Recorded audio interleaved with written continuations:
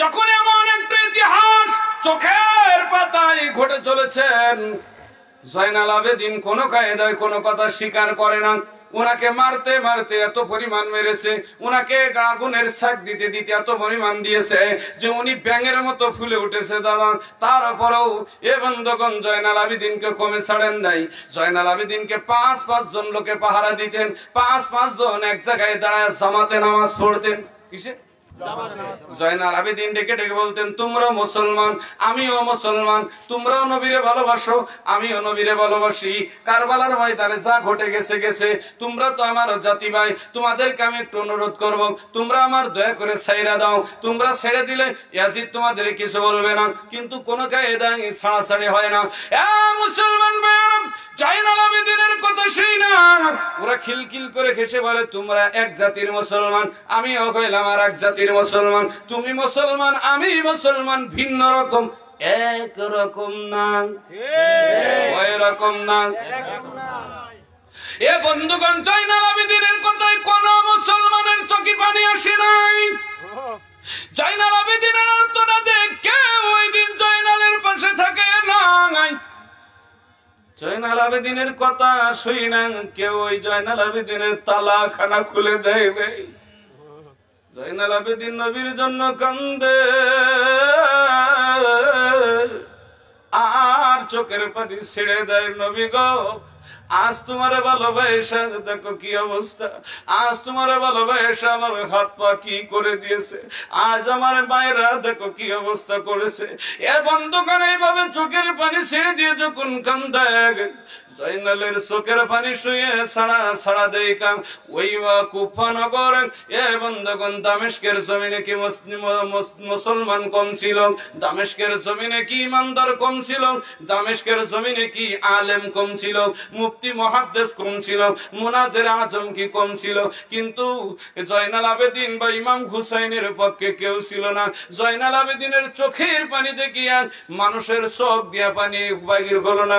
জয়নাল আবেদিনের নখের ভিতরে যখন খেজুরের কাঁটা ফুটাইতেন, কয় তোমরাও নামাজ পড়ো, আমিও নামাজ পড়ি, তোমরাও রোজা রাখো, আমিও রোজা রাখি, তোমরাও কুরআন জানো গো, আমিও কুরআন জানি, কিন্তু আমার দোষ, আমি নবীজি রক্তের বংশে, তাই জন্যই তোমার আমার এইভাবে মারো, তোমরা আমাকে আর মারো না, আমি তোমাদের মার আর সহ্য করতে পারতেছি না। এ বন্ধুগণ, জয়নাল আবেদিনের চোখের পানি কেউ সহ্য করতে পারুক আর না পারুক, জয়নাল আবেদিনের চোখের পানি শুনিয়া ওই জেলখানার রড গলে গলে পানি হয়ে চলে যায়। কিন্তু আমার আপনার মতো নেমো খারাপ মুসলমানের তো আর হৃদয় গলে না। কি গলে না? কত বড় কঠিন দেখেছেন আমরা, কত বড় কঠিন, যে কঠিনের কোনো শেষ নাই। এ মুসলমান ভাইরা, শুধু মুসলমান নাম লাগাইলে হবে না, লকব লাগাইলে হবে না। তাকায় দেখেন, তাদের কথা শুনলে চোখে পানি চলে আসে কাদের, তাদের কথা শুনলে হৃদয় কান্দে, চোখ দিয়ে পানি চলে আসে। এখন জয়নাল আবেদিন যেই মাত্র বেরিয়ে গেছে ফজরের নামাজের পর, জয়নাল আবেদিন বলেন আজকের নামাজ এখানেই দাঁড়ায় উনি তারে ইশারার দ্বারা পড়ে নিলেন। উনি বসলে উঠতে পারতেন না, উঠলে আর বসতে পারতেন না, এত পরিমাণ তারে আঘাত করা হয়েছে শুধু সত্যের পথে দাঁড়িয়ে থাকার কারণে। আজ আমি চাকের বাড়ি করি, আমাকে কত মানুষ গালাগালি দেয়। এ বন্ধুগণ, একই দরবারে যায় অনেকে আমার দিকে আঙ্গুল তোলে, কিন্তু আমি কিছু বলি না, কেন আমার ইমাম আমাকে নিষেধ করেছে, আমার আমির আমাকে নিষেধ করেছে। খবরদার আপনার দ্বারা কেউ যেন বিয়াদব না বলে। আপনি এমন আদর্শে আদর্শিত হন, আপনি এমন কায়দা আপনার জীবনটা গড়েন যাতে আপনার পেছনে পরবর্তী ডাকলে আপনার পেছনে লোক আসে। এ বন্ধুগণ, এইভাবে যখন একের পরে এক এ বন্ধুগণ আঘাতের পরে আঘাত দিতেছে, এ বন্ধুগণ জয়নাল আবেদীন রাস্তা দিয়ে যায় আর চোখের পানি ফেলে দিয়ে চিন্তা করে, আমি জীবনেও কোনো দিন আর অল্প দিনে মদিনায় যাব না। কেননা আমার আব্বা গল্প করতেন তাদের কোন জানি একটা ভাই আছে, আমি সেই ভাই আমার ছোট চাচার কাছে যাব, আমি এই চাচার কাছে যে আমার আব্বা আমার বাপ চাচাদের কাহিনী খুইলা বলবো, এই চাচাই পারবে একমাত্র এর বিচার করতে, তাছাড়া আর কেউ আমাদের এই বিচার করবে না। জোরে জোরে বলেন আল্লাহু আকবার। সেই কালেমার পতাকা দাওয়াত দেন না আপনারা? আমি বলছিলাম না মুসলমান ভাইরা, হুজুর পাক যদি জবান দিয়ে বাহির করে বলবো না, বাহির করে আমি বলবো না পর্দানিশি মা।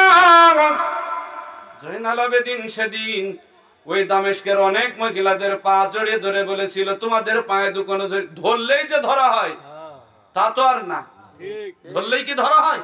এখন যদি আমি বলি এই ময়দানে যারা আছেন সবার পা জড়িয়ে ধরলাম, এতেই তো হয়ে গেল না? সবার আবার যুগকে ধরা লাগবে? অনেকের অনেক মাঠে বলা হয় না, সবাই পায়ে ধরে বলছে আপনারা একটু বসেন, তাহলে সবার পা ধরা হয়ে গেল না? কিন্তু আমরা অনেকেই বুঝি না, মনে করে মাওলানা বলেছে দূর বসবি ভয় না বসলি। তুমি কি জানো তোমার জন্য দাঁড়িয়ে থাকা ওই জায়গায় কত বড় বিয়াদবি? কথা কন না কেন? কেন উনি আপনাদের গ্রামের মেহমান, উনি বলেছে আপনাদের পায়ে দুকন জড়িয়ে ধরে বলছে আপনারা একটু বসেন, আর আপনি কি কাজে না বসলি বসলাম, না বসলি না বসলাম, দিয়েছ তো সবুরির বাড়ি, প্রতি বছর তো আসি, খাবার দুটো খামো যাবো গা। মুসলমান জয়নাল আবেদীন মনের দুঃখ সুখ মনের ভিতরে নিয়ে আস্তে আস্তে হাঁটে। এইদিকে ইয়াজিদ বলে সর্বনাশ করেছে। এরা পাঁচজন দৌড়ে ইয়াজিদের দরবারে, হুজুর জয়নাল আবেদীন বেরিয়ে গেছে। কিভাবে বেরোইলো বলতে পারি না, আমরা নামাজে ছিলাম। মিথ্যা কোন জায়গা থেকে জন্ম দেখেছেন তো? আসলে কি ছিল? সব ঘুমিয়েছিল। মনের দুঃখ মুসলমান হয়ে মুসলমানের প্রেম এরা বুঝতে পারলো না, সুখ এরা বুঝতে পারলো না। যা করা যেহেতু বলেছে, আমার যখন কিছু বলেন এদের ডাকবো না, লোহা যখন গলে গেছে আমি বেরিয়ে চলে যাই। বেরিয়ে যাইতেছে ইয়াজিদ ঘোষণা দিয়ে দিলেন মসজিদের ভিতরে, যে ইমাম এই জয়নাল আবেদীনকে আমার হাতে ধরে দিতে পারবে তার আমি 3 লক্ষ টাকা পুরস্কার দেব, 2 কেজি সোনা দেব। বলেন বাংলার মুসলমানদেরকে যদি বলা হয় ওই সবুর মাওলানের ধরে নিয়ে আইসো গাছার থেকে, তোর আমি 1 কোটি টাকা দেবো, 10 ভরি সোনা দেবো, আপনারা দর্শনার লোক কালকে ধান লাগানো থেকে আমার খুঁজতে যাবেন। টাকা দরকার, মৌলবী জমিকে দেয় দি। জয়নাল আবেদীনের পেছনে দৌড়াই, দৌড়াইতে দৌড়াইতে আমার রুহুল ভাই ওই দলের একজন, দেখতেছ একটা লোক হেঁটে যায়। মনের ভিতরে দুঃখ, কেউ তো আমার নানার কথা বলে, আমার দাদার কথা বলে, আমার বাপের কথা বলে কেউ শোনে না। মনের ভিতরে ঘৃণা হয়েছে যে এই পীরপুর কুল্লা, তাই তো পীরপুর কুল্লাই আমি আর কাউরির সাথে মনের কথা যা চলে যাই। মনের ভিতরে তীক্ষে এসেছে। একজন এসে মানে রুল ভাই বলছে, কি ব্যাপার তোমার বাড়ি কই? ভাই বাড়ির কথা শুনে আর লাভ কি, আমি হাঁটছি, কনে যাব কমনি যাব কোনো ঠিক নেই। যদি ওই জয়নাল আবেদীন হবে তো ও তো ছিল বা ইমাম সাহেবের বাড়ি, এরাও তো ইমাম গোত্রের লোক, তাহলে তো এর গায়ে ফুলতি টুলতি পারে না। মনে মনে ভাবছে ও পেছন থেকে প্রথমে আবার একটু দূরে যেতে বললে তাহলে এর বাড়ি কনে বলছে না থাকবে, তারপর একটু দূরে যে মানুষের মাথার ব্রেন কি ব্রেন কম নাকি, দূরে যে বলছে আমি জয়নাল আবেদীন বলে ডাক দেবো। তো বলছে ও জয়নাল, ও জয়নাল। তো জয়নাল আবেদীন চিন্তা করছে যে এই কুফা নগরী দামেস্কের মধ্যে আমার ডাকার মতো কোনো খামাখা মাথা ঘুরিয়ে লাভ কি। উনি হাঁটতেই শুরু করেছে। তখন আবার এসে বলছে তোমার নাম জয়নাল না? তো বলছে অত শোনো কেন তুমি, আমার ভালো লাগছে না, আমি এক ধ্যানে এক জ্ঞানে যাচ্ছি, তুমি এর মধ্যে জ্বালাচ্ছ কেন? কথা বুঝতে পেরেছে? মুসলমান ভাইরা এক ধ্যানে এক জ্ঞানে বেরোইতে বেরোইতে সীমানা পেরিয়ে গেছে। কি পেরিয়ে গেছে? সীমানা পার হয়ে যখন চলে গেছে, এ বন্ধুগণ কে জানি খবর দিয়েছে ওই মুহাম্মদ আরে হানিফার, জোরে বলেন কে? যেখানে জয়নাল আবেদিনকে এইভাবে টর্চার করেছে, জয়নাল আবেদিন সহ কারবালার জমিনে এই কাজ করেছে। এখন মোহাম্মদ হানিফা মাথায় রুটি দিলে গরম, এত পরিমাণ গরম রুটি হয়ে যাইতেছে। মোহাম্মদ হানিফা বলে এটা যদি সত্য হয় পৃথিবীর জমিনে মুসলমান বলে নাম আমি আর থব না। ইমাম বংশের উপরে এইভাবে টর্চার। এ বন্ধুগণ সঙ্গে সঙ্গে কিনারা এসে ঘেরোয়া করে ফেলেছে কুপ্পানগর। এটা কোন মানুষ আসলে আগে তদন্ত নিতে হবে। যদি কুপ্পানগরীতে ইমাম হুসাইনকে কোরবানি করে জবাই করে দেওয়া হয়, ৭৩ জনকে যদি মেরে দেওয়া হয়, তাইলে ওই জমিনে ওই জমিনটা একেবারে কি করে দেব? জমিনে লাল রক্তের বন্যা বইয়ে দেব। এইভাবে টার্গেট করে দাঁড়িয়ে আছে। কষ্ট হচ্ছে নাকি গল্প শোনা যায়? এ বন্ধুগণ এইবার দেখেন এই দুইজন পাশাপাশি আসতেছে, পাশাপাশি হাঁটতে হাঁটতে যখন সীমানা পার হবে, এ বন্ধুগণ তখন এই যে ফড়কা লোকটা, এই ফড়কা লোকের ডেকেছে তোমার বাড়ি কোন জায়গায়? কয় কেন আমার বাড়ি যেখানেই হোক না কেন, তোমার শুনে লাভ কি? কয় শুনতে চান, কারণ আমি যদি জানতে চাই ইমাম হুসাইনকে কারবালার ময়দানে কি মেরে দেওয়া হয়েছে, কয় যদি আমি স্বীকার করি তাহলে যদি জয়নাল আবেদিনের ফেয়ে যায়, কি যায়? যদি জয়নাল আবেদিনের ফেয়ে যায় তাইলে তো সর্বনাশ হবে, শিকার খাওয়া যাবে না। বলছে তা তো বলতে পারবো না, আমার বাড়ি হলো মদিনায়। কয় তুমি কিছুই জানো কেন? কয় না। কয় তোমাকে তাও ছেড়ে দেওয়া যাইতেছে না, তোমাকে এই মুহূর্তে গ্রেফতার করা হলো, অ্যাটাক করা হলো। ওই ছেলেটার কাছে যে বলতেছে তোমার নাম কি? কয় নাম শুনে আর কি হবে? কয় তোমার বাড়ি কোন জায়গায়? কয় বাড়ির কথা আমি আর বলবো না, আমার আর ভালো লাগতেছে না, কারণ আমি একটা তাওয়াক্কুল করেছি, আমার মনের একটা কথা আমার মুর্শিদ ছাড়া যেমন আমরা বলতে চাই না, ওই প্রকার আমার মনের কথা আমার প্রিয় বস্তু ছাড়া আমি আর কাউরির কাছে আমার কথা বলবো না, তোমার যেটা বলার তুমি বলো। কয় তোমার বাড়ি কি কুফায়? ইমাম হাসান হুসাইনের খবর কি জানো? কয় আমি কিছু বলতে পারবো না, তোমরা কয় আমরা এই পাশের রাজারই একটা রাজার লোক। কয় ঠিক আছে তুমিও আমাদের সঙ্গে চলো, তোমাদের দুইজন জিম্মি করে নিয়ে যে যখন এ বন্ধুগণ মোহাম্মদ হানিফার সামনে রাখলেন, বললেন এদের দুইজনের, এদের দুই ছেলের ভিতরে ভৈরা দাও, দুইজনের এদের সাজা টর্চার করে, এদের বাণী জিগাও কোন জায়গায়। কিন্তু দেখা যায় ওক্তের আজান হলে, রহমতের সময় হলে ওই জায়গা থেকে গুনগুন করে আওয়াজ আসে, কেননা জয়নাল আবেদিন কোন সময় ওজিফা কালাম ইবাদত থেকে বঞ্চিত হয় না। জোরে জোরে বলেন আল্লাহু আকবার। আর আপনি আমি এখানে ভালো চকি বসে আছি, বলছি একটু দূর পড়েন দিনই, তোমার হাসো ঘুম হচ্ছে, শুধু সারা রাত ধান লাগিয়েছি, শুধু বসে আছি তাবারকের আশায়। আর সারা রাত ধান লাগালাম, এখন দিনে মানে শুনতে বইছি, ঘুমানোর দরকার না। তো ঠিক আছে মিয়া, সারা দিন আপনি ধান লাগান, সারা রাত আপনি ধান লাগান না, অনেক জায়গায় লাগাইতেছে, মানে কাজ করতেছে, তা করতেছে, মাগরিবের আজান হয়ে যাইতেছে, তাও ভোর আলি থেকে উঠে আসতেছে না। কার জন্য রিজিকের ব্যবস্থা করছেন? রিজিকের মালিক তো আল্লাহ। জোরে বলেন কে? আল্লাহ। সে যদি রিজিক না দেয় আপনার রিজিক হবে কেমনে?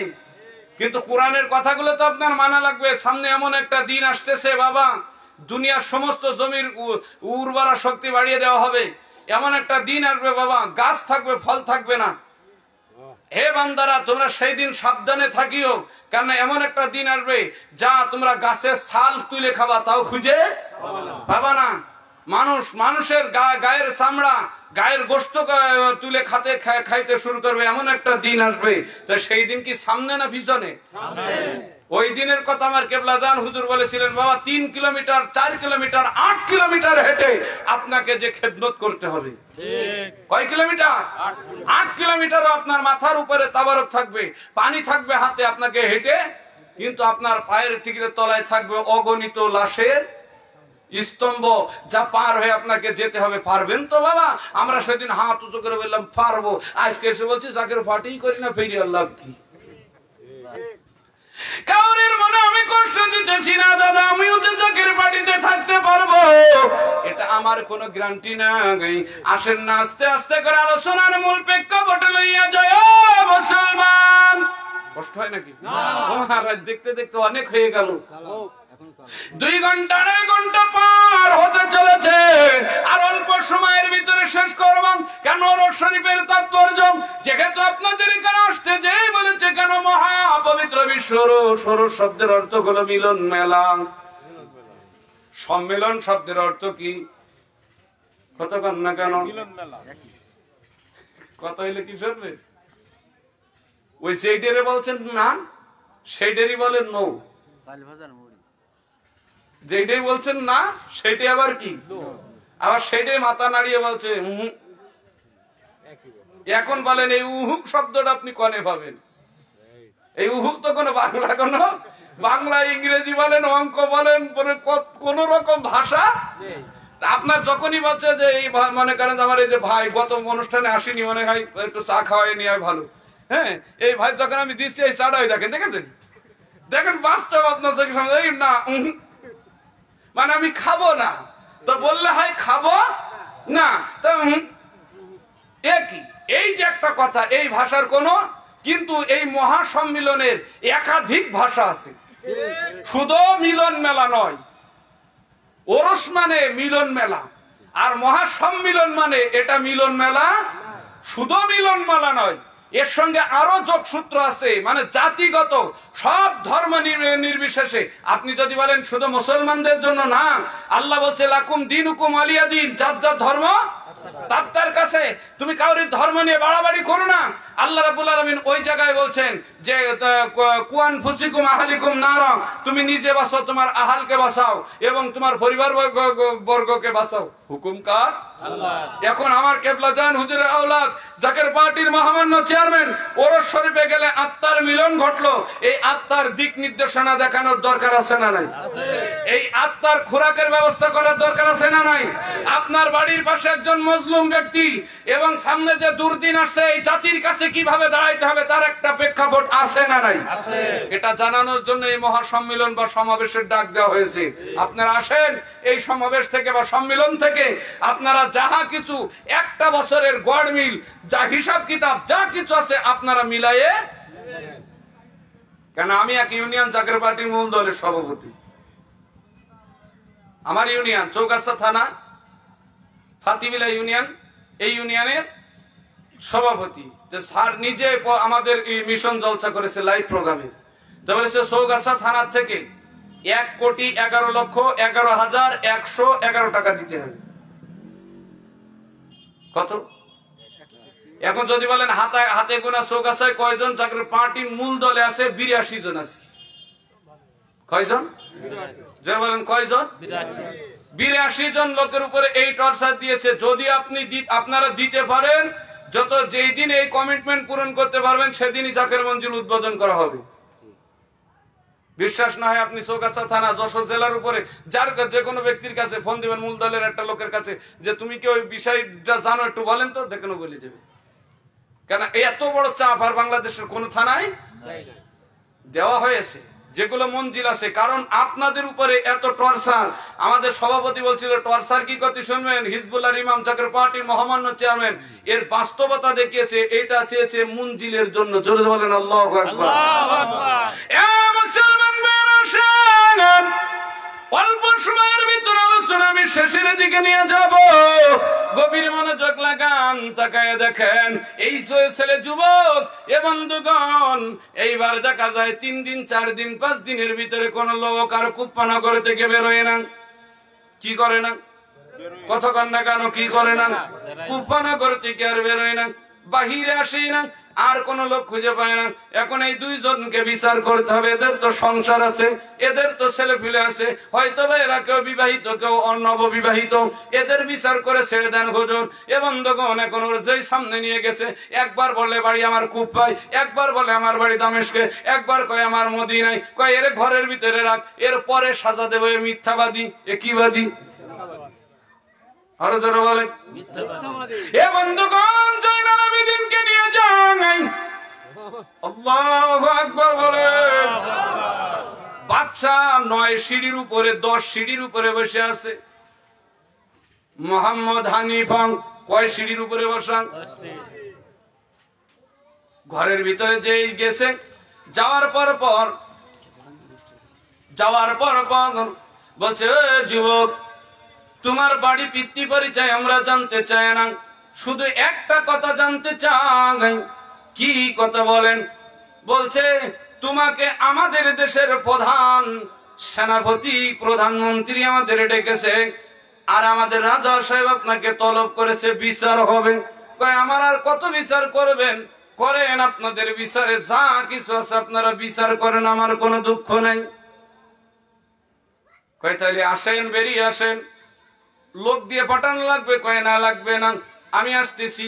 ছেলেটি 2 হাত এইভাবে জোড় করেছে বাচ্চার হাতে যাওয়ার জন্য। আপনারা বলেন, কেন এইভাবে হাত জোড় করে আল্লাহর ওলিদের সামনে দাঁড়ানো হয়, হিজবুল্লাহর ইমামের সামনে দাঁড়ানো হয়?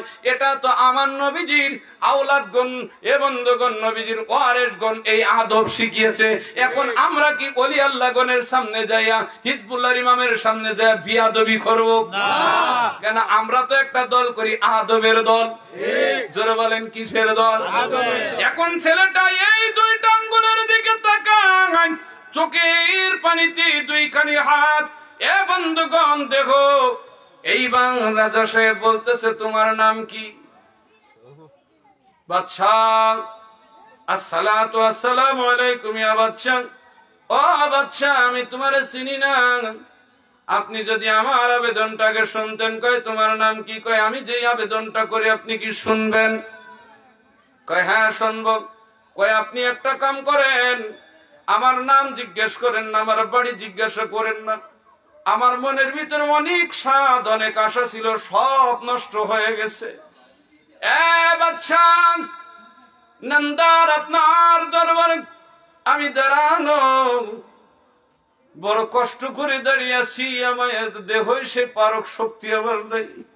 বাদশা রে, কোনো কিছু প্রশ্ন করিও না, বিনা প্রশ্নে যেটা সাজা আমার দিয়া দাও, আমি বহন করে নিব।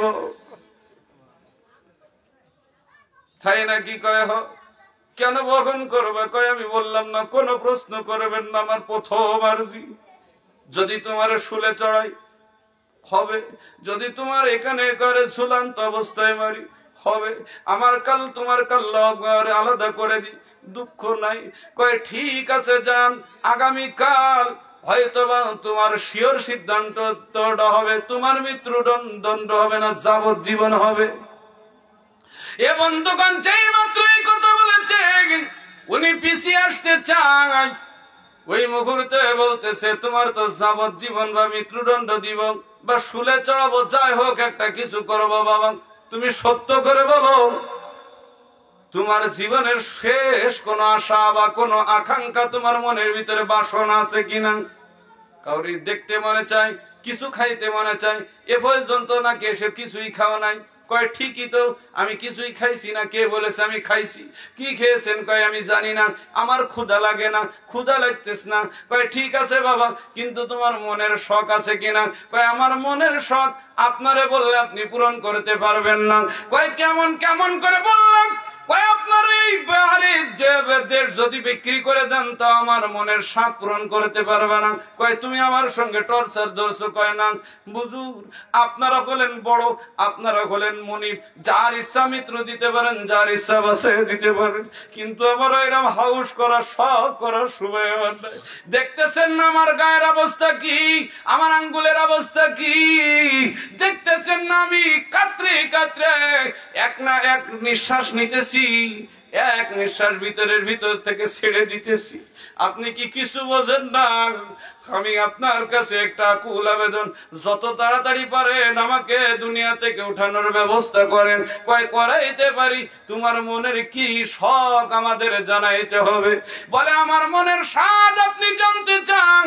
কয়, হ্যাঁ, না জানা পর্যন্ত আমি তোমাকে মৃত্যুদণ্ড দিব না। বাবা, আগে বলো তোমার স্বাদ কি? কয়, যদি আমার মনের কথা শুনবো বলতে ইচ্ছা করছিল, কিন্তু বলতাম আমার ছোট চাচারে পেলে, তাছাড়া আমি কাউরের জীবনে কোনোদিন দেখতে মন চায় নাই। বাদশা, পারবা আমার ছোট চাচারে আমার সামনে এনে দিতে? বাদশা বলে তোমার ছোট চাচাকে? কয় বলতে পারি। এই রাজ সিংহাসনে এই বিচার সবাই একটা লোক থাকতে পারবে না। কান্না আমার নানা, তার নানার মুখ থেকে শুনেছে ওই ব্যক্তির নাম নাকি গোপন করে রাখতে বলেছিল। দড়াম করে বাচ্চার অন্তরে ঘা দিয়েছে যে আমার নাম তো গোপন রাখতে বলেছিল। আমার চাচার কথা শুনলে আপনার কলিজা ফেটে যাবে, যেহেতু আপনার গোপনে বলা লাগবে। আমার মনে যে ব্যথা, আমার মনে যে দুঃখ, আমার মনে যে কষ্ট,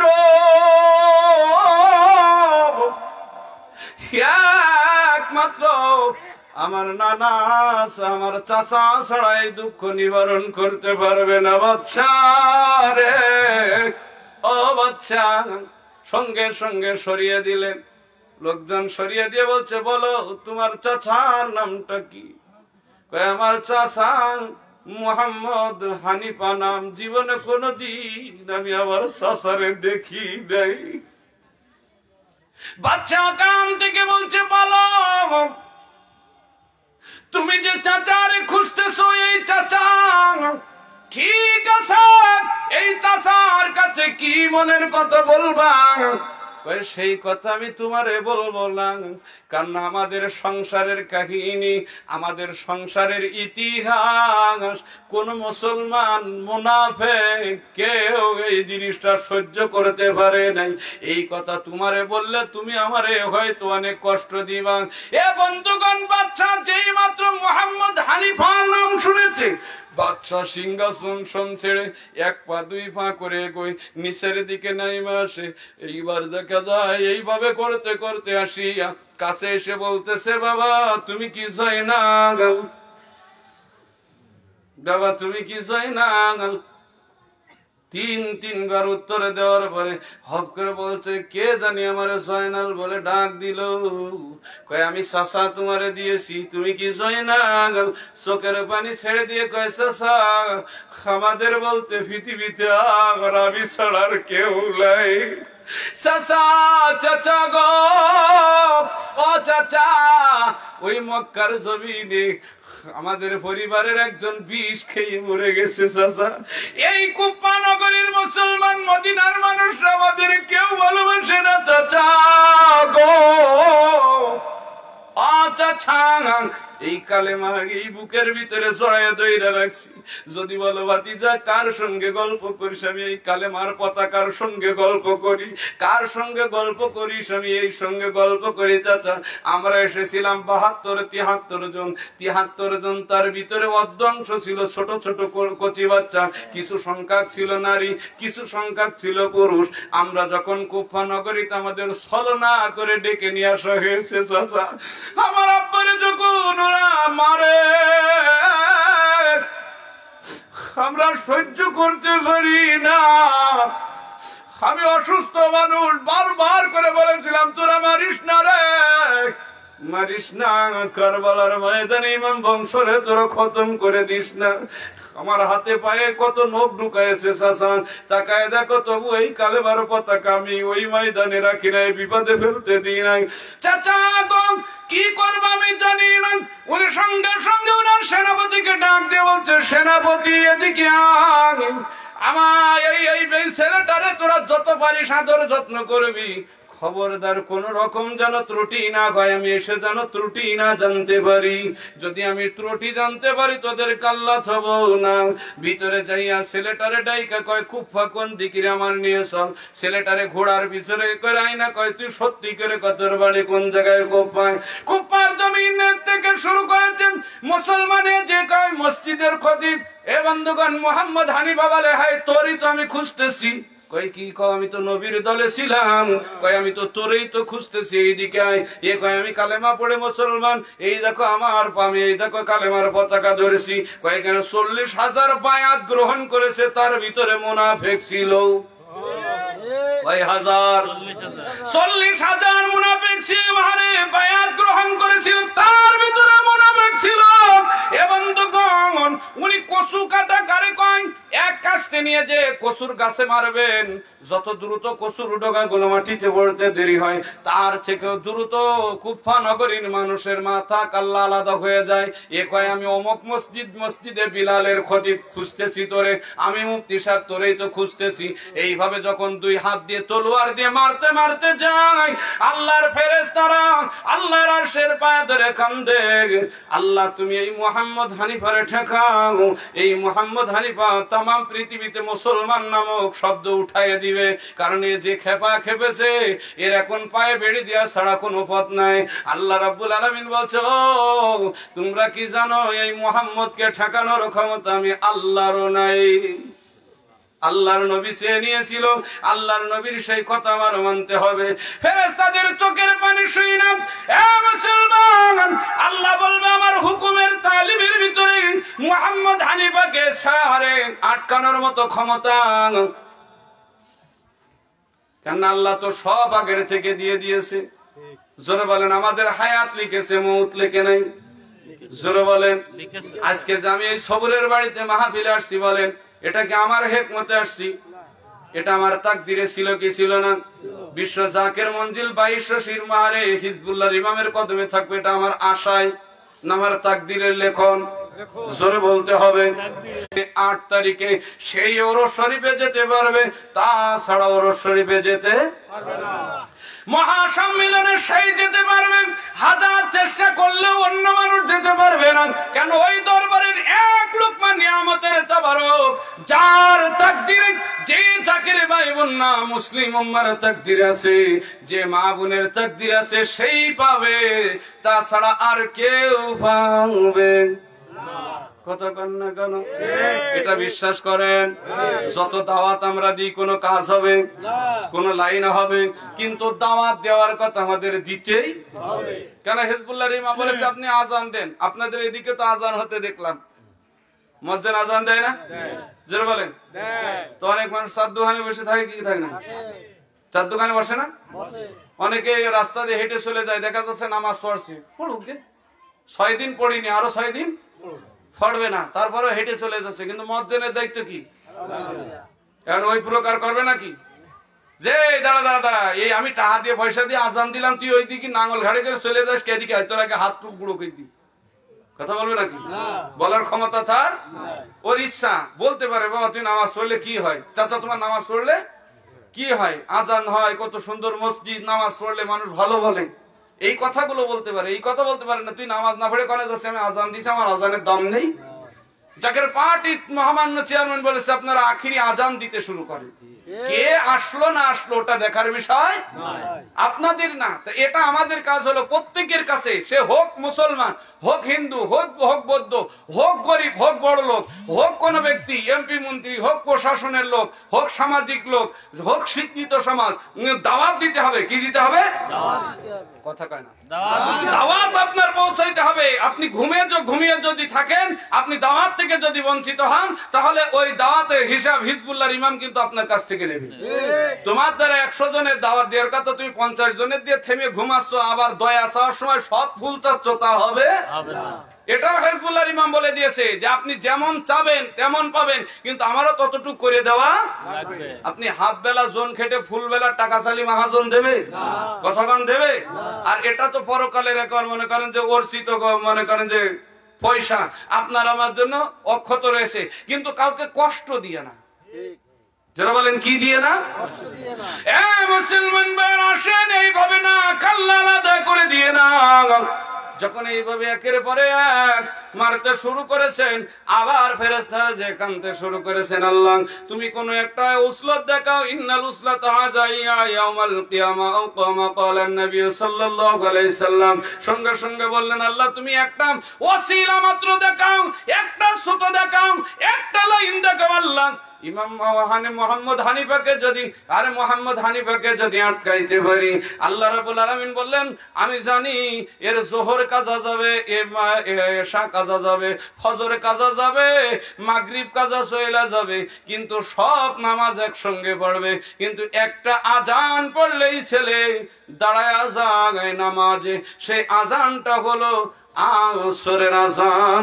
জোরে জোরে বলেন আল্লাহু আকবার। কোন আজান? আসরের আযান। এই ছেলে এখন ফেরেশতারা জিজ্ঞাসা আল্লাহ কেন? কয় আসরের সময় ওর বাবাকে এইভাবে নামাজের ভিতরে মারা হয়েছে, এজন্য আসরের আজান দিলে এই ছেলে কোন জায়গায় দাঁড়ায় না। এই ছেলে সব সময় আসরের নামাজটা পড়ে। আরে যেহেতু নবীর বংশ রক্তের গায়ে আঘাত করেছে, এই ছেলে কোন সময় এর রক্ত টকবক করতেছে, কেননা এ পৃথিবীর জমিন থেকে এই মানুষ জাতি নিধন করে না করে ছাড়বে না। তুমি পারো ঠেকাইতে, পারো তুমি তোমরা বাঁচাইতে। কয় আল্লাহ আসর একটু বেলা গড়িয়ে দাও, টাইম বা পার করে দাও। আল্লাহ বলছে আমার তা নাই, আমি যে হুকুমের উপরে রেখেছি ওই হুকুম ওইভাবেই চলতে থাকবে। জোরে জোরে বলেন আল্লাহু আকবার। এগোবো না ছাড়বো? আস্তে করে বলবেন না জোরে বলবেন? আরেকটু এগোবো না? ঘন্টা না, আর অল্প একটু দাদা। কেন আমাদের জানা দরকার আমরা দরবার শরীফে গোলাম, আমরা জাকের পার্টি করি দাদা। বাস্তব কথা বলি, আমি যেটা বলি সেটা সোজা মতো বইলা যায়, অন্য আলেমদের মতো এখান থেকে নিয়ে ওখান থেকে আমার জোড়াতালি ভালো লাগে না। কিন্তু বাস্তব কথা বলি, আমি আল্লাহ আল্লাহ রসুলের মহব্বতে করি। আমার কেবলা জান হুজুর যদি জাকের পার্টি গঠন না করতেন, এ বন্ধুগণ এর ভিতরে সত্যের কোন সুবাস না দিতেন, তাইলে আমরা কেউ মানতাম না। আমার কেবলা জান হুজুরের কথা রাখতে যাই এখন সমাজ জাতির কাছে কলঙ্কিনী, তাতে কি হয়েছে? আমার পীর তো আমাকে বলবে তুমি আমার প্রতীকটা উঁচু করেছো, আমার দয়াল নবীজি বলবে তুমি দেখেছো এই প্রতীক দিয়ে কোনোদিন পূজা হয় না, পূজাও তো একটা উত্তম জিনিস হয় না, কিন্তু এই প্রতীক দিয়া প্রেম হয়। এটা আল্লাহর মনোনীত ফুল, গোলাপ ফুল। কি ফুল? গোলাপ ফুল। এই গোলাপ ফুলের সূরাতে ছিল আমার নবী মুহাম্মদ রাসূলুল্লাহ। ও আসমান জগতে কুন ফায়াকুন, এ বন্ধুগণ না ওয়াইন কুম কাং জান্নাতিন মুকফিয়ান, যখন আল্লাহ গুপ্ত ভান্ডারে ছিলেন, ইচ্ছা করলেন আমার জাতিগত নূর থেকে এক খণ্ড নূর দিয়ে আমি একটা কিছু তৈরি করব। কোনদিন যদি সোয়াডাঙ্গার জমিন আসি, আপনারা তো মনে করে দেন না আমি ওই দিন এই গুপ্ত ভান্ডার থেকে এক খণ্ড নূরের আলোচনা হুজুর পাকের কদমে এসে আসবো, যদি পারি ওই দিন আলোচনা করব। আসেন আজকে আলোচনাটা কতটুকু টেনে আপনাদের কাছে কালেমার পতাকা একটু জানার দরকার আছে না নাই? কিন্তু আমি জানি আমি পারবো না, কেন আমার টাইম যা হয়েছে তা দ্বারা এ বন্ধুগণ তারপরেও যতটুকু পারি বলার দরকার আছে না নাই? এ বন্ধুগণ আসেন আস্তে আস্তে করে আর একটু লইয়া যাও মুসলমান। এইবারে দেখেন এই মুহাম্মদ হানিফা মানুষ মারতে মারতে আসরের আজান হয়ে গেছে। আসরের আজানের কিছু সময় আগে মিস্টার ইয়াজিদ রে ধরেছে। কারণ যারা ইয়াজিদ রে নিয়ে গর্ব করেন, কি করেন? অনেকেই গর্ব করেন। এখন ইয়াজিদের মৃত্যুর একটা ঘটনা আমি বলি, আপনারা দেখেন ইনার মৌত কত সুন্দর ভাবেছে। ইনিও একজন ইমাম, আমার হুসাইন একজন। আপনাদের কাছে তো ইনিও বলেছেন যে নবীজির সাহাবী, তা আপনারা যেহেতু মানেন তাহলে আমি আপনাদের ইনার মৌতের ঘটনা, ইমাম হুসাইনকে মেরেছে তা মুসলমান হয়ে মুসলমানের জবাই করেছে, একটা কায়দার। এই দেখেন আসার সঙ্গে সঙ্গে ইমাম বলছে যে তোমার মন্ত্রী কোন রুমে? তো ওই রুমে। কয়েছে চলো যাই। কয়েছে আমার ছেড়ে দেবান তো? কাছে আল্লাহ তুমি অত টেনশন করছো কেন? কই তোমার সেই আর লোক কই? ও এখন নিজেরটা নিজের লোকজনেরই। এইবার মোহাম্মদ হানিফার বলছে দেখো মোহাম্মদ হানিফা সত্য কথা কি জানো, আমি মনে করো যে কত চেষ্টা করলাম ইমাম হুসাইনকে বাঁচানোর জন্য, কোন কায়দায় কেউ আমার কথা বোঝই তো। আমি মসজিদের ইমাম, বেশি কথা বলতে গেলে গভর্নর টভর্নর সব আমার ঠেসে ধরে, তুমি বেশি বলতেছো। এই জন্য আমি মনে করো যে আর যখন আমি জাতি চাই তখন আমার ঘরে বন্দি করে রাখি। তা মোহাম্মদ হানিফা বলে আমি সব জানি, আমি সব জানি, আপনার টেনশন করা লাগবে না। আপনার সে গভর্নরটার কোন জায়গায় আমি একটু দেখিয়ে দেয়। বন্ধুগণ একটা একটা করে কানে আজিদের বাড়ি ছিল বিলাস বহল বাড়ি। ওর বাড়িতে অনেক লোক লুকায় ছিল, ওর দ্বারা সমস্ত লোক খুঁজে নিয়ে একবারের জন্য ইয়াজিদ রে বলে নাই তোরে আমি মারবো না, মাফ করে দিলাম। বলে ভাই রে আমি একটু বাথরুমে যাই। বাথরুম কোন দিকে? ইয়াজিদ বলছে তাই নাকি, আপনার বাথরুমে যাওয়া দরকার? কয় হ। কয় ঠিক আছে চলেন। কয় বাথরুম যাবো? কয় হ। কয় চলেন। কয় সেই সময় কি এইভাবে আমাদের শ্বেত পাথরের বাথরুম ছিল? কতক্ষণ এ বলেন এইভাবে খোয়া দিয়ে সিমেন্ট দিয়ে ভাজাইয়া লোহার ফ্যান বসায় সুন্দর করেছিল। এখন যে টাইলস আরে বাথরুম গুলো এসেছে টাইলস বসানো, মানে মাটি পুড়ায়া পুড়ায়া কালার কইরা টাইলস কইরা কত সুন্দর বাথরুম দাদা। এখনকার বাথরুমের কথা নতুন তৈরি করলে মনে হয় ওর ভিতরে বইয়া ভাত খাওয়া এ বন্ধুগণ। এরকম বাথরুম ছিল তখন না, এর আগে বাথরুম ছিল অন্য কোয়ালিটির। ইয়াজিদের বাথরুমের কথা বলেছে সেই সময় পাথর দিয়ে গড়া সুন্দর একটা বাথরুমে নিয়ে গেছে, বহুত পুরানো বাথরুম। কয় তোমার আব্বা কোন বাথরুমে বাথরুম করতো এইটাই, তোমরা কোনটাই করো কয় এইটাই, জনগণ কোনটা করে কয় এইটাই করে না। কয় এটা কেমন ভরেছে কয় অদ্দি ভরে গেছে। কয় তাই নাকি? কয় কই সেই হাউসটা কোন জায়গায়? হাউসের কাছে নিয়ে যায় ইয়াজিদরে খপ করে ধরেছে, ওর মাথায় ছিল বাবরি চুল। ইয়াজিদ কয় তুমি করো কি? কয় তুমি বোঝো না? কয় না। কয় সব কিছু নাটের গুরু হলে তুমি হলে প্রথম নাট। তুমি হলো কি? তুমি মনে করতেছো আমি মিথ্যা কথা বললেই? কয় কি কম, জয়নাল আবেদিন যদি থাকতো আমি তোমার প্রমাণ করে দিতাম। কি করে দিতাম? কারণ আমার হাতে কি ছিল? জয়নাল আবেদিন যে বেঁচে আছে তুমি জানো কি? কয় না মানে বলছিলাম আর কি, তুমি ছাইড়া দাও, মাফ করে দাও, তুমি না নবীর বংশের আওলাদ। কয় কে বলেছে আমি নবীর বংশের আওলাদ? কয় আমি জানি তুমি কি ওই আলীর সন্তান। কয় জানো তা ভয় হও না কেন, এখন উৎসুক হইয়া হাত পা থাবাও কেন? কয় তুমি আমারে কি করো, মেরে দুবা, কাল্লা কাটবা? কয় না। কয় আমার গলা টিপে মারবা? কয় না। তোরে আমি মারবো না, তোরে আমি গায়ে একটা থাবাও দেব না। কেন? তোর একটা গায়ে থাবা দিলে ওই জায়গাটা দোজখে জীবনেও যাবে না। তোরে আমি একটা কাম করি, ঢাকনাটা পা দিয়া লাথি মেরে সরিয়ে ওই ঢাকনার ভিতরে ছেড়ে দিয়ে বলছে তোর উপযুক্ত জায়গা এই জায়গায়। জোরে জোরে বলেন আর আল্লাহু আকবার, মারহাবা বলেন। বাংলার যত আলেম আছে, মুফতি আছে, শুই না রাখো ইয়াজিদের কবরখানা কত সুন্দর। কার কবরখানা? আধা আধা বারে রেখে দিয়েছে কবরের ভিতরে, যেন পড়লি মাজা না মাজায় না রাখেন। ইয়াজিদ ওখান থেকে বলে উঠায় নাও, গোসল করে নেবো, রাজ্য তোমারে দিয়ে দিব। ভাই আমি কি করব রাজ্য নিয়ে?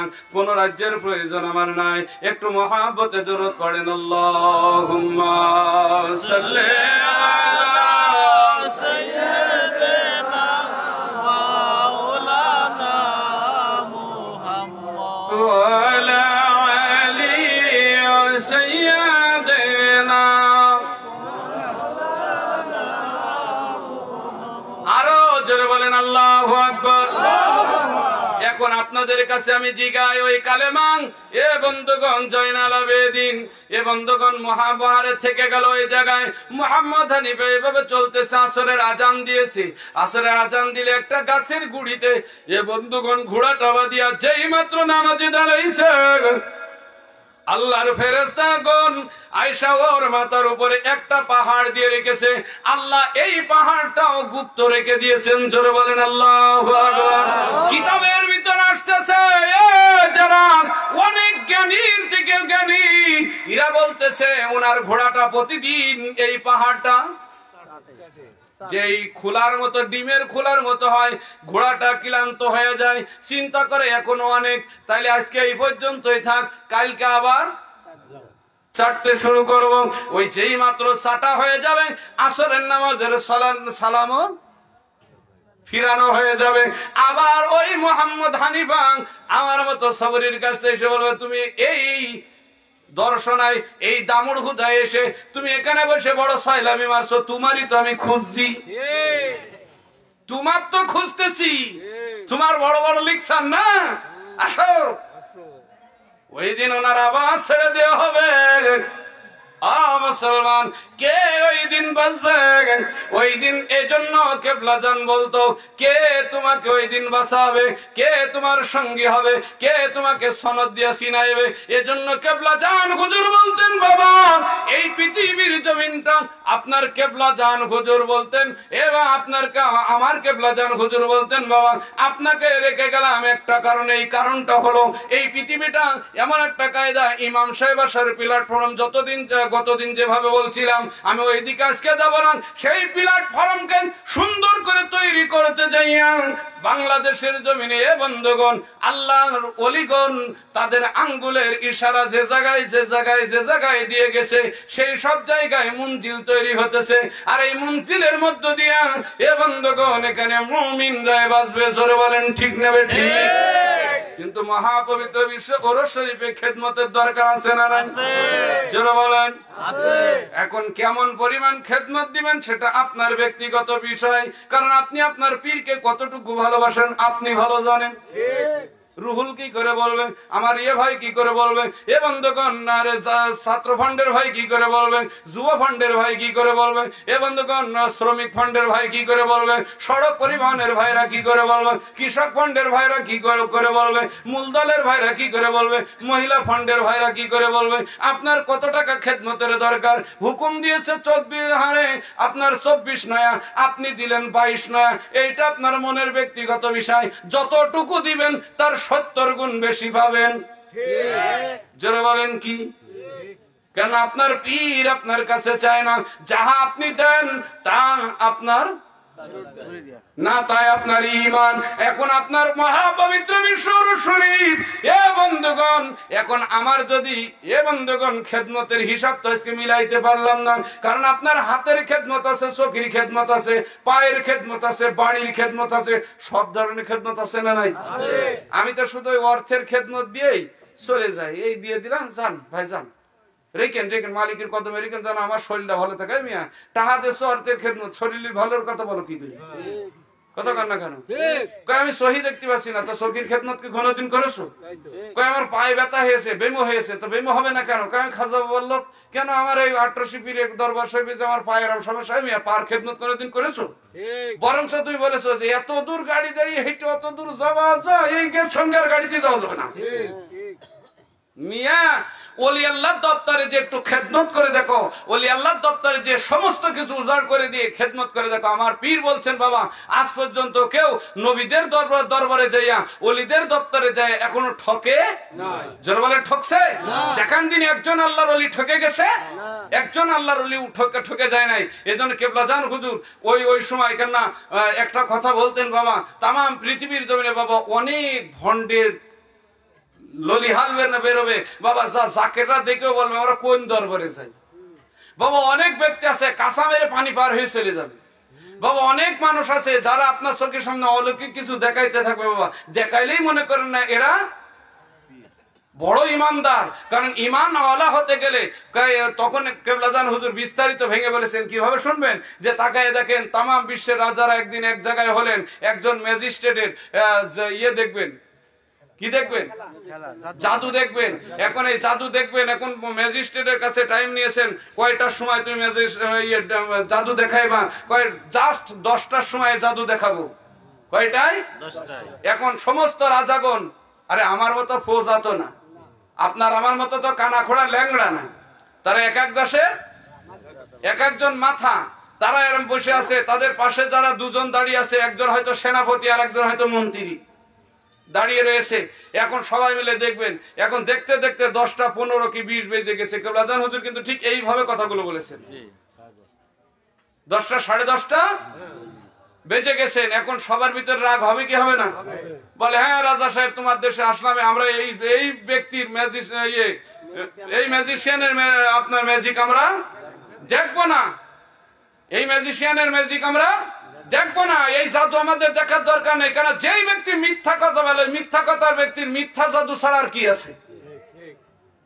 তখন ওনারা সবাই উঠাউটি করবেন। এই সময় দেখা যায় বাবা জায়গাটা ছিল কাঠের তৈরি প্যান্ডেল, খড়ম পায়ে দিয়ে ঠকাস ঠকাস করে কোন যেন একজন ব্যক্তি স্টেজে ঠেলে উঠলেন। কি উঠলেন? ঠেলে উঠলেন। বাবা ওই সময় জিজ্ঞাসা করলেন, এখন আর ভালো লাগতেছে না, তুমি আবার কি করতে উঠলে, তুমি কিনা? আপনারা যেই ম্যাজিশিয়ানের ম্যাজিক দেখবেন সেই ম্যাজিশিয়ান আমি। বাবা আপনারা কি ম্যাজিশিয়ান দেখবেন না? কয় না, আমরা 10টায় দেখতে চেয়েছি, আমরা 10:30টায় দেখতে রাজি না। কয় কে বলেছে 10:30 বাজে? আপনারা ঘড়ির দিকে তাকিয়ে দেখেন, সবাই ঘড়ির দিকে তাকিয়ে দেখে সেই 10টায় বাজে। কি বাজে? 10টা। না, আমি এই কথাটা বলছিলাম কারণ কি অনেকে আপনার অনেক রকম ভুল ভ্রান্তি বলবে, অনেক কথা বলবে, তা আমি ওইদিকে আর যাবো না। আপনারা শুধু আমার জন্য দোয়া করবেন। আসেন আমরা কিছু সময় একটু মহাব্বতে জিকির করি, যেহেতু ওরস শরীফ সামনে। প্রত্যেকটা মিশন করার আগে আপনাদের আমি বলি, আপনারা প্রথমে এক খতম খুব সুন্দর করে মিলাদ পড়ে নিবেন। মিলাদ কিয়াম করে নিয়ে হুজুর পাকের নসিহত পড়ে প্রত্যেকটা অনুষ্ঠান শুরু করবেন। দেখবেন ওই অনুষ্ঠানের ভিতরে ফয়েজ বরকত। আসেন আবার একটু জিকির করি। আসমে জাত আল্লাহ আল্লাহ আল্লাহ আল্লাহ আল্লাহ আল্লাহ Allah Allah Allah Allah Allah Allah Allah Allah Allah dere Allah dere jakar patir bijay nishan asman uraiya dengai Allah Allah Allah Allah dere Allah dere dere bhangai jandar mata Allah rajmotuk parai jang dengai Allah Allah যারা ভালো জিকির করতে পারেন সামনে সরে আসেন তো। Allah Allah Allah Allah Allah Allah Allah Allah Allah Allah Allah Allah Allah Allah Allah Allah Allah Dayal চাঙনা শিলে গঙ্গা আমার মুর্শিদ চাঙনা শিলে গঙ্গা হৃদয় সিংহাসনে বসাই বঙ্গ আল্লাহ Allah Allah Allah Allah Allah Allah Allah Dayal চানা শিলে গো আমার মুর্শিদ চানা শিলে গঙ্গা হৃদয় সিংহাসনে বসাই বঙ্গ আল্লাহ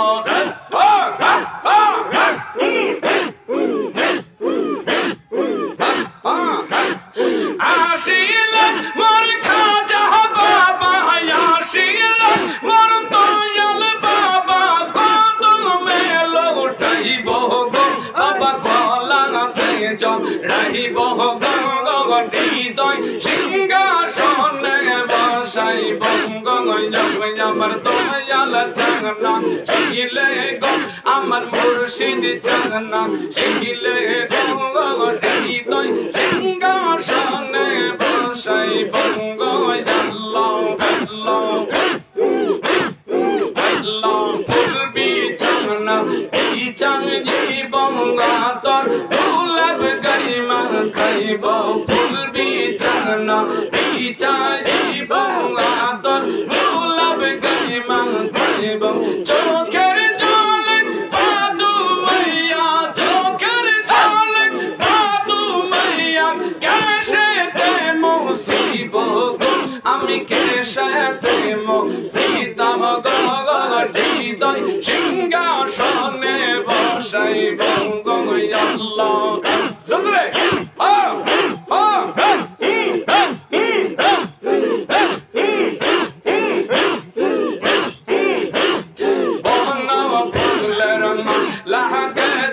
খাজা রূপম বকে ডেকে বন ফুলের মালা গে খাজা রূপম বকে ডেকে আয়শা গো দয়াল বাবা আয়শা গো খাজা বাবা কত মেলো আমি গলাতে চড়াইতাম গো হৃদয় সিংহাসনে বসাইব আল্লাহ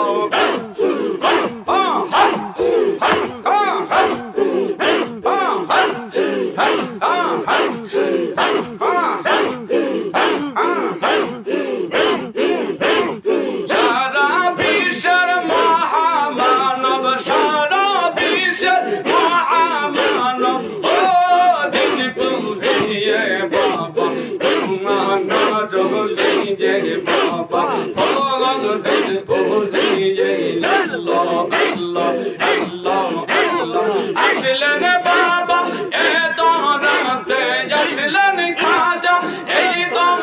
করতে করতে ইসলামের বাণী তন্দা পঞ্চা আনের বাবা পৌরে পৌরে আল্লাহ আল্লাহ আল্লাহ মহাবিশ ও রশদি আসসা বাবা পৌঁছিশান লাগন জান শাল্লাবা ওনে মিলন ঘটায় সঙ্গে ওনে মিলন ঘটায় কোটি ঝাঁকে বাবা পৌরে পৌরে ওলি কুরশম রঙ্গন আল্লাহ আল্লাহ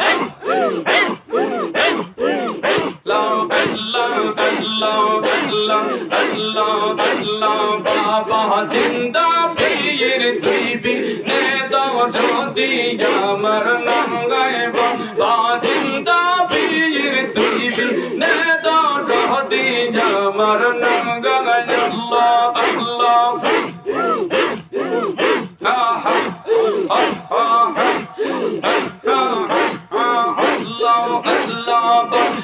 জিন্দা পীর তুই বিনে দরদি আমার নাগায় আল্লাহ আল্লাহ সকলে ঘর হামেশা এইভাবে জিকির করবেন কাল ছেড়ে দেনি আল্লাহ ওহো ইয়া রহমান ইয়া রহিম মুমিন করতা জিম দাঁড়ায়া মনের মতো দৌড়ে সালাম মদিনা ইয়া নবী সালাম আলাইকা ইয়া রাসূল সালাম আলাইকা ইয়া হাবিবি সালাম আলাইকা সালাওয়াতুল্লাহ আলাইকা